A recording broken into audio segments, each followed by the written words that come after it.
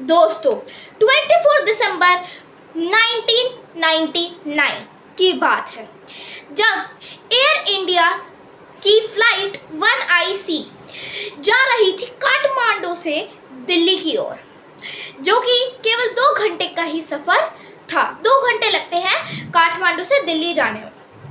उसके अंदर crew members और पैसेंजर्स बैठे हुए थे और ये यात्रा ज़्यादा लंबी नहीं थी, पर ये सब इस बात से अनजान थे कि इसके अंदर 5 हाईजैकर्स बैठे हैं।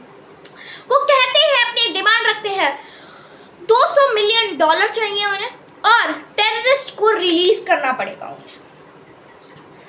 ये डिमांड वो रखते हैं, पर ये डिमांड इतनी ज़्यादा थी जिसे फुलफिल करना बहुत ज़्यादा मुश्किल था। ये भारत की सबसे बिगेस्ट और लास्ट हाईजैकिंग थी। इसके बाद आज तक कोई हाईजैकिंग नहीं हुई, पर ये सबसे बड़ी हाईजैकिंग थी और ये सबसे बड़ा इंसिडेंट था। इसके अंदर 5 हाईजैकर्स थे। ये काठमांडू से दिल्ली की ओर जा रही थी। किसी को भी नहीं पता था कि इसके अंदर 5 हाईजैकर्स हैं। 11 क्रू मेंबर्स थे और 179 पैसेंजर्स थे। लोग बताते हैं कि उनकी आंखों पे पट्टी लगा दी गई थी। वो कहते हैं कि हमारी सेफ्टी फर्स्ट प्रायोरिटी है, हमें छुड़वाओ यहाँ से। इन सब के साथ देखा जाए तो वो फ्लाइट टेक ऑफ करती है काठमांडू से। जब उन्हें सर्व करने आते हैं तो 4 मास्क्ड मैन खड़े होते हैं और जल्दी से उनसे खाना वगैरह छीनते हैं, धक्का वगैरह मारते हैं और कहते हैं ये प्लेन हाईजैक हो चुकी है। वो फटाफट से कॉकपिट में घुसते हैं, पायलट की तरफ जाते हैं, पायलट केबिन में। कैप्टन देवी शरण को गन पॉइंट पर रखकर कहते हैं फ्लाई वेस्ट की ओर उड़ो। वो एक्चुअली में उस प्लेन को पाकिस्तान की ओर लेके जाने वाले थे। वो लैंड करनी थी इंदिरा गांधी इंटरनेशनल एयरपोर्ट पे, पर वो अब चल रही है लाहौर की ओर, एयरपोर्ट की ओर से। जब वो ATC से बात करते हैं कि हमें लैंड करने दो, तो वो मना कर देते हैं। 4:40 के करीब उस टाइम के जो प्राइम मिनिस्टर थे अटल बिहारी वाजपेयी जी और प्रिंसिपल सेक्रेटरी ब्रिजेश मिश्रा जी को ये बात पता चलती है 5:20 पे, करीब 1 घंटे बाद। अब ये जो 814 थी, वो कैप्टन थे जो उसके देवी शरण, वो कहते हैं फ्यूल बहुत ज़्यादा कम होने वाला है। किसको? हाईजैकर्स को। फ्यूल कम होता जा रहा है, हमें लैंड करने दो जल्दी से, हमें परमिशन दे दो, या फिर तुम पाकिस्तान वालों को कहो कि परमिशन दे दे हमें लैंड करने की। वो कहते हैं अगर उन्होंने लैंड नहीं करने दिया पाकिस्तान में, लाहौर में, तो वो पैसेंजर्स को मारना शुरू कर देंगे। वो कोशिश करते हैं 6:30 के अराउंड कहते हैं प्लीज़ हमें लैंड करने दो, पर वो परमिशन ग्रांट नहीं करते और कहते हैं नहीं होने देंगे। कैप्टन देवी शरण कहते हैं बहुत ज़्यादा डेंजर है, इसके अंदर कोई भी फ्यूल नहीं है और इमिडिएटली क्रैश भी हो सकती है, इसलिए प्लीज़ एक बार के लिए हमें कहीं पे भी लैंड करने दो। तो जो हाईजैकर है वो कह देता है ठीक है, अमृतसर एयरपोर्ट पे लैंड किया जाए रिफ्यूलिंग के लिए। वो लैंड करते हैं अमृतसर की ओर 6:44 PM पर। अब ये बहुत बड़ा मौका था। जो हाईजैकर्स थे वो उन्होंने इंडिया की प्लेन को हाईजैक किया और इंडिया में ही वो लैंड करवा रहे थे। एक बहुत अच्छा मौका था इंडियन अथॉरिटीज़ और इंडियन गवर्नमेंट के पास कि अब वो बचा सकें, बट कुछ गलतियाँ, ना कि एक गलती, कुछ गलतियों की वजह से नहीं हुआ। अब इंडिया के पास एक इतनी बड़ी अथॉरिटी थी कि वो उन्हें बचा ले, बट एक हिस्टोरिक ब्लंडर हो जाता है। सुभाषा मनिया स्वामी भी ये कहते हैं कि सबसे वर्स्ट एरोप्लेन हाईजैक था। कुछ गलतियों के कारण जो अमृतसर पे एयरपोर्ट पे वो लैंड करती है 7:01 पे। अब फ्लाइट में रिफ्यूल नहीं था, फ्यूल नहीं था, तो कहते हैं जल्दी से जल्दी रिफ्यूल किया जाए इसे। तब सरबजीत सिंह पंजाब के, वो कहते हैं उन्हें भी ये बात 1 घंटा पहले पता चलती है, लैंड की 1 घंटे पहले 6 बजे के करीब। वो भी किसके कारण? टीवी के कारण। जब वो टीवी देख रहे थे तब उन्हें वो न्यूज़ पता चली, ना कि कोई ऑफिशियल के कारण, टीवी के कारण पता चली। समझ सकते हैं आप इसी से कितना बड़ा क्राइसिस हुआ था, कितनी बड़ी हाईजैकिंग हुई थी। अब वो कहते हैं जल्दी से जल्दी डाला जाए फ्यूल। करीब करीब 5 मिनट बीतते हैं, 10 मिनट, 20 मिनट, 15 मिनट। तो हाईजैकर्स कहते हैं एक बार लोकल पुलिस से बात कर ले, तो वो लोकल पुलिस से मना करने के लिए डिनाई कर देते हैं। वो केवल दिल्ली ऑफिशियल से बात करने के लिए हाँ भरते हैं, बट उनके कम्युनिकेशन का कोई भी इफेक्ट नहीं पड़ रहा था। वो कहते हैं कैप्टन देवी शरण जल्दी से जल्दी रिफ्यूल किया जाए वरना वो हमें मार देंगे, मतलब कि हाईजैकर्स पैसेंजर्स को मारना शुरू कर देंगे। 5 मिनट बीतती हैं, 10, 15 और कोई रिफ्यूलिंग नहीं होती है। हाईजैकर एक पर्सन को गोली चला के मार देते हैं, सतनाम सिंह नाइफ से मार देते हैं। उनकी गर्दन बहुत इंजर्ड होती है। अब दोबारा से वो कहते हैं जल्दी जितना पॉसिबल हो सके फास्ट प्लीज़ रिफ्यूल करवाया जाए। 40 मिनट बीत जाते हैं। बाय 7:45 PM जो वो थे तो वो बताते हैं कि टैंक भेजा जाए, फ्यूल टैंकर। जब वो रिफ्यूलिंग कर रहे हों तभी उसी के साथ उनके अंदर कुछ बंदे बिठा दिए जाए जो वहाँ से नीचे उतरेंगे और टाइगर उसको फुस कर देंगे, जिस वजह से प्लेन उड़ ही नहीं पाएगी। गुड प्लान, बट एटीसी के पास इससे भी अच्छा एक प्लान था। वो ये था कि वो फ्रंट में जाके फ्यूल टैंकर को खड़ा कर देंगे, ब्लॉक हो जाएगा रास्ता, उड़ ही नहीं पाएंगे। तभी वो जाते हैं, चलते हैं, पर जो ड्राइवर था वो बहुत तेज चला रहा है।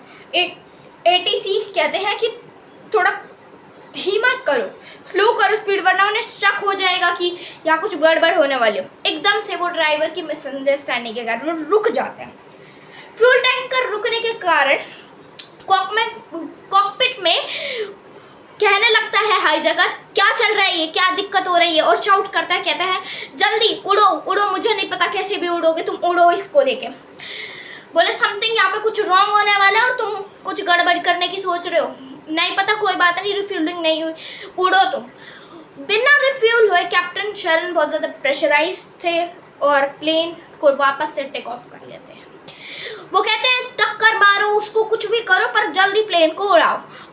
तो कैप्टन देवी शरण तैयार होते हैं प्लेन टेक ऑफ के। एक्सीडेंट हो ही जाता बट वो बच गए। एक्सीडेंट नहीं होता है, ऑलमोस्ट हो जाता बट नहीं हुआ। 7:49 पे वो टेक ऑफ कर लेती है। एग्जैक्टली 7:49 पे एनएसजी की कमांडोज कुछ भी नहीं कर पाती। उन्हें एक्शन लेने तक का भी टाइम नहीं मिल पाता है, क्योंकि वो जब वहाँ रुकता है तो वो डायरेक्टली उसको उड़ा ले जाते हैं। तो उनको ना कोई एक्शन मिलता। और सबसे बड़ी बात, अभी तक प्लेन रिफ्यूल नहीं हुई थी। कैप्टन देवी शरण एक मैसेज भेजते हैं, वी ऑल आर डाइंग, हम मरने वाले हैं। अमृतसर से लाहौर केवल 50 किलोमीटर दूर था। पाकिस्तान के लिए वो जाते हैं। कैप्टन देवी शरण कहते हैं, एटीसी से बात करते हैं कि प्लीज़ हमें लैंड करने दो, बट लाहौर में वहाँ पे बैठे एटीसी कहते हैं no, permission is not granted. उन्हें डर लगता है कि हाईजैकर ज़बरदस्ती वहाँ पे लैंड करवाएंगे, इसलिए वो सारी लाइट्स को स्विच ऑफ कर देते हैं, टर्न ऑफ कर देते हैं। तभी वहाँ पर, ताकि क्यों करी उन्होंने लाइट्स ऑफ, ताकि अगर कोई करवाना भी चाहे तब भी वो उसको क्या करे, करवा सके। तो हाईजैकर कहता है we don't care, just land करो, हमें नहीं पता कैसे करोगे। तो कैप्टन देवी शरण को रियलाइज़ होता है कि वो एक हाईवे पे लैंड करने वाले हैं और क्रैश कर जाएंगे, इसीलिए वो एटीसी के पास लास्ट बार मैसेज भेजते हैं, कहते हैं प्लीज़ हमें लैंड करने दो वरना हम मर जाएंगे और एक जगह पे क्रैश कर जाएंगे। एटीसी में जो लाहौर थे वहाँ पे एग्री कर देते हैं ओके, और 8:07 PM पर वहाँ पर वो लैंड कर जाते हैं। अब क्या था, जो इंडिया थी वो रिक्वेस्ट करती है वहाँ के ऑफिशियल से प्लीज़ उसको लैंड मत करने देना प्लीज़। और जी पार्थनाथ स्वामी जी को कहा जाता है कि आप हाईजैकर्स के साथ नेगोशिएट करें प्लीज़। और अब वहाँ पर उसको रिफ्यूल भी कर लिया जाता है। क्या कर जाता है, रिफ्यूल भी कर लिया जाता है। वहाँ पे लाइट्स को ऑफ कर देते हैं, चारों तरफ से घेर लेते हैं कमांडोज उसको, बट तभी वहाँ पर हाईजैकर्स कहते हैं वुमेन्स को, चिल्ड्रंस को भेज दो, रिलीज कर दो, बट फेल्ड हो जाते हैं। कहते हैं क्योंकि हमारी फुलफिल ही नहीं हो रही चीज़ें जो हम कह रहे हैं, हमारी डिमांड्स को फुलफिल करो तभी हम छोड़ेंगे नहीं। उन्होंने उनको छोड़ दिया और रुपिन कटियाल को मार दिया गया। वो एक पर्सन थे जो हनीमून पे जाने वाले थे और उन्हें मार दिया गया किसके द्वारा, हाईजैकर के द्वारा, और कुछ टाइम में उनकी डेथ भी हो गई। मतलब कि गोली मारने के कुछ टाइम बाद ही, 20 या 30 मिनट के बाद ही उनकी डेथ हो गई। अब उन्होंने सोचा कि हेलीकॉप्टर आएगा, वो हमारी सारी डिमांड्स पूरी करेगा और सब कुछ लेके आएगा, बट जब तक वो आता है 3 घंटे लेट होता है वो हेलीकॉप्टर। इतने तो वो प्लेन उड़ भी चुकी होती है, वापस से वो टेक ऑफ कर चुकी होती है, और दोबारा से इसके बारे में कोई इंफॉर्मेशन नहीं कि जब लाइट्स ऑफ थी, चारों तरफ से कमांडोज थे, तो वो उड़ी कैसे, इसके बारे में कोई इन्फॉर्मेशन नहीं है। बट आगे इसके बारे में कुछ क्लू छुपे हुए हैं। तभी वो अमान लैंड करने के लिए कहते हैं, बट वो मना कर देते हैं, इसलिए वो AI मिनाद एयरपोर्ट पे लैंड कर जाते हैं। 3 बज चुके थे, वो 26 पैसेंजर्स को रिलीज कर देते हैं। क्या करते हैं वो 26 पैसेंजर्स को रिलीज कर देते हैं। उनके लिए हेलीकॉप्टर्स वगैरह लाए जाते हैं कि ताकि वो वापस उन्हें भेजा जा सके। वहाँ पे शरद यादव भी थे वहाँ पर उसके अंदर, तो वो मदद करते हैं उन्हें सेफली भेजने के लिए घर पर। दुबई में आती है वो, ठीक है, तो ये सब होता है, और हाईजैक फ्लाइट में से 26 पैसेंजर रिलीज कर देते हैं, बट अभी भी वहाँ लोग अंदर थे। बताया जाता है वुमेन्स, मेंस और चिल्ड्रंस की आँख पे एक ब्लाइंड फोल्ड लगा रखा था ताकि वो कुछ भी देख ना सके, उन्हें ये ना पता चल सके हो क्या रहा है यहाँ पे। चिल्ड्रंस बहुत डर रहे थे, रो रहे थे। तो कुछ बताते हैं उनके 5 कोड वर्ड्स थे। जो सबसे उनका मेन लीडर था उसका नाम चीफ था, चीफ करके पुकारता था वो अपने आप को। बाकी के डॉक्टर, बर्गर, शंकर, भोला, ये सब उनके फेक नेम्स थे। उनके बाद में रियल नेम पता चलते हैं इन सभी 5 के। तो अगर बात करें, ये इनके रियल नेम्स नहीं थे, फेक नेम्स थे। अब और ये मोस्टली पाकिस्तान से थे। अब उन्हें बताया जाता है कि उनका एक बच्चा था, वो बड़ा भूख के मारे मर रहा था। तभी एक ने बोला इसे चुप करवाया जाए, इसे रोने से बंद करो। और कुछ बताते हैं कि बर्गर जो था वो कहानियाँ सुनाकर, स्टोरी, गाना वगैरह ये सब सुनाकर उसने लोगों का दिल जीत लिया। एक दिन बीत गया, दूसरा दिन, कंडीशंस बदतर से बदतर होती जा रही थी। खाने की कमी थी, टॉयलेट्स ट्रेडेबल कंडीशन में थे। वो चल पड़ते हैं अफगानिस्तान के ऊपर। अहमद शाह एयरपोर्ट पे 8 बज चुके थे। कांधार इंटरनेशनल एयरपोर्ट पे वो लैंड करते हैं, ठीक है। अब वो जो तालिबान की अथॉरिटीज थी, उस टाइम अफगानिस्तान में तालिबान का राज था, तो वो कहती है कि Taliban was in power in Afghanistan. तो वो कहती है कि हम नेगोशिएट करने की कोशिश करेंगे और साइड में अपने कमांडोज लगाएंगे ताकि उन्हें हेल्प कर सके। 6 दिन बीत जाते हैं।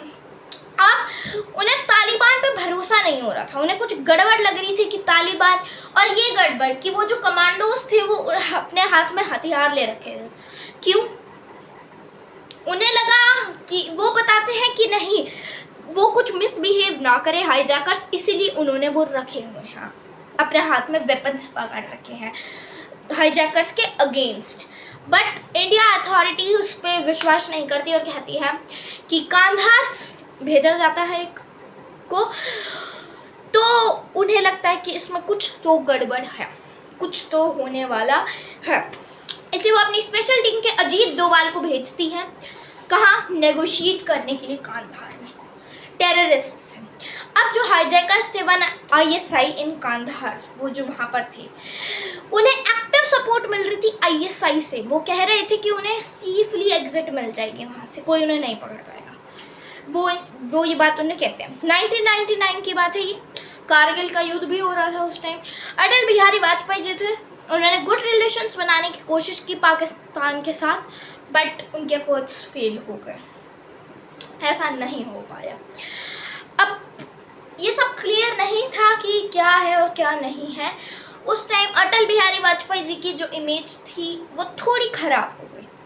अब बात करें तो क्या होता है, काठमांडू में उन्हें क्या मिल रहा था, हेल्प मिल रही थी किसी की, तो ये बताना बड़ा मुश्किल है। अब कांधार इंटरनेशनल एयरपोर्ट पे वो कहते हैं 1650 करोड़ चाहिए हमें, मतलब 16.5 बिलियन चाहिए, और 36 प्रिजनर्स को छुड़वा। तो उन्हें कहा जाता है कि इतनी ज़्यादा बड़ी डिमांड हम फुलफ़िल नहीं कर पाएंगे, और वो कहते हैं कि इतना सारा मनी, इतना सारा पैसा और इतनी ज़्यादा डिमांड्स, गवर्नमेंट के ऊपर एक अलग ही प्रेशर था। एक्सटर्नल अफेयर्स की मिनिस्टर जसवंत सिंह 26 दिसंबर को प्रेस कॉन्फ्रेंस करते हैं और वो कहते हैं गवर्नमेंट जल्दी से जल्दी कुछ करेगी, इंस्टेंट टच में है वो उनके, बट प्रेस कॉन्फ्रेंस में कुछ लोग घुस आते हैं, किसके, जिनके फैमिली मेंबर्स उसके अंदर थे।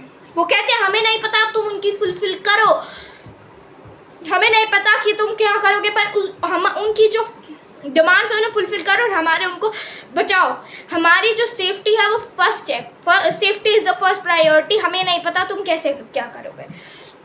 अब क्या किया जाता है, बताया जाता है कि 10 साल पहले एक इंसान की जो बेटी थी वो उसके अंदर थी, तो उन्होंने भी अपनी फुलफिल कर दी थी वो सारी नीड्स।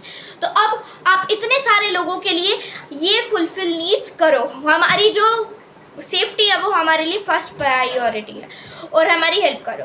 अब वो कहते हैं कि ठीक है, हम 3 प्रिजनर्स को रिलीज़ कर देंगे, और सेकंड पर वो कहते हैं कि first priority safety and second priority prisoners और पैसा। तो वो कहते हैं कि ठीक है, हम उनके साथ नेगोशिएशन करने की कोशिश करेंगे। 27 दिसंबर को वो पहुंचते हैं विवेक कजतू जी के साथ और क्या कहते हैं, उनसे बात करने की कोशिश करते हैं, और होम मिनिस्टर्स के अजीत डोभाल जी थे। उसके अंदर प्रेशर बहुत ज़्यादा बढ़ता जा रहा था। तो राजीव गांधी भवन जी के जो क्राइसिस मैनेजमेंट ग्रुप था, प्राइम मिनिस्टर जी के सामने नारे लगा रहे थे लोग, हमारे बचाओ बचाओ। तो अब वो रेस्क्यू ऑपरेशंस भी भेजते हैं और कहते हैं कि तालिबान कहता है कि हम नेगोशिएट कर रहे हैं, हम नेगोशिएशन करने की कोशिश कर रहे हैं। तो अब वो बताते हैं कि चलो ठीक है, हम 3 प्रिजनर्स को छोड़ देंगे। तो उनके लिए वो इतना ज़्यादा नहीं था, तो वो कहते हैं कि थोड़ा और। तो वो नेगोशिएशन के लिए पहुंचते हैं, एक तरफ तालिबान, एक तरफ हाईजैकर्स, एक तरफ इंडियन नेगोशिएशंस।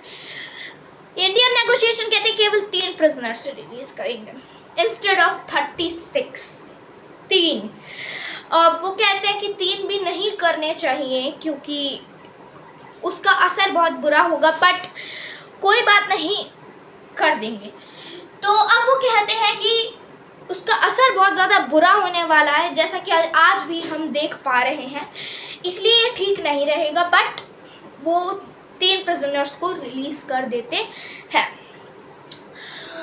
अब बात करें जाए तो वहाँ पर एरोप्लेन में कुछ और ही हालत हो रही थी, टॉयलेट्स ओवरफ्लो कर रहे थे, खाने को कुछ नहीं था, पानी पीने के लिए कुछ नहीं था, और उनकी जो डिमांड्स थी वो फुलफिल करना बड़ी मुश्किल थी। वो external affairs minister Jaswant Singh के साथ गए, वो 3 प्रिजनर्स कांधार गए, और नेक्स्ट डे 31 दिसंबर को जो हाईजैकर्स थे वो मिले और 3 प्रिजनर्स वर रिलीज। 3 प्रिजनर्स को छोड़ दिया गया और उन्हें कांधार भेजा गया। क्या किया गया? कांधार भेजा गया। अब इस पॉइंट ऑफ टाइम पे जो वहाँ पे लोग थे वो भी क्या करते हैं, फटाफट से जो हाईजैकर्स थे वो निकलते हैं और कार में बैठकर फटाफट से पाकिस्तान के बॉर्डर की ओर निकल लेते हैं। इससे एक बात प्रूफ होती है कि वो लोग पाकिस्तान के थे and Taliban was also involved in this. But Taliban ने भी नेगोशिएशन की बड़ी अच्छी कोशिश करी थी उन्हें मनाने के लिए और रिलीज़ वगैरह करने के लिए, इन सब के लिए। अब बताया जाता है कि वहाँ अंदर बैठे लोग कह रहे थे कि इतनी बुरी हालत हो चुकी थी कि बताना बहुत ज़्यादा मुश्किल हो चुका था। क्या हो चुका था? बताना बहुत ज़्यादा मुश्किल हो चुका था। कुछ पीपल्स इंजर्ड भी हुए थे और लोग बताते हैं उनकी आंखों पे पट्टी लगी हुई थी, वो घबराहट में थे और हाईजैकर्स ना उन्हें खाने के लिए कुछ दे पा रहे थे, टॉयलेट्स ओवरफ्लो कर रहे थे और ना जाने क्या क्या अंदर हो रहा था। तो दोस्तों ये है कहानी आज की इस वीडियो की, प्लेन हाईजैक की। धन्यवाद। अगर मेरे को आपकी वीडियो अच्छी लगी हो तो मेरी वीडियो को लाइक, शेयर और सब्सक्राइब ज़रूर कर दीजिएगा। धन्यवाद and have a nice day.